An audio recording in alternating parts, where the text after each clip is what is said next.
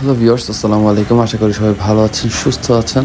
আজকে আপনাদের সাথে কিছু কথা শেয়ার করার জন্য এত সকাল সকাল ভিডিওটা করতেছি।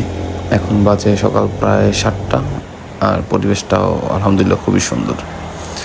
আপনাদের সাথে যে বিষয়টা নিয়ে শেয়ার করতে চাচ্ছিলাম সেটা হচ্ছে, কিছুদিন আগেই কেমিক্যাল কারখানায় দগ্ধ হয়ে প্রায় 18 জন মারা গেছে, আরও অনেকের আশঙ্কাজনক অবস্থায় আছে। এরপরে গতকালকে আপনারা দেখতে পাচ্ছেন যে চট্টগ্রামের ইপিজিতে ভয়াবহ অগ্নিকাণ্ড। এখানের অবস্থা এখনও পুরোপুরি বোঝা যাচ্ছে না কী হয়েছে না হয়েছে, ক্ষয়ক্ষতি মানুষ বা প্রতিষ্ঠানের।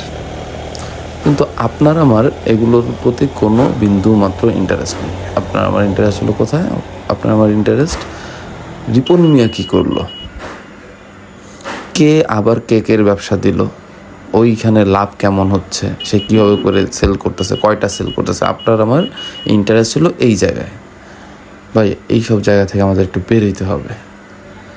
কার লাইফ নিয়ে কে কী করতেছে এগুলো না দেখে সমাজের কী অবস্থা, দেশের কী অবস্থা, এইসব জিনিসের প্রতি একটু মনোযোগ দেওয়া লাগবে, এইসব জিনিসের খবর রাখা লাগবে। আশা করি সবাই বুঝতে পারছেন আমি কী জিনিস নিয়ে কথা বলতেছি। তো সবাই ভালো থাকবেন, সুস্থ থাকবেন, আপনার আশপাশ পরিষ্কার পরিচ্ছন্ন রাখবেন। ইদানিং প্রচণ্ড ডেঙ্গুর প্রভাব পড়েছে, সো আশপাশের পানি জমতে দিবেন না।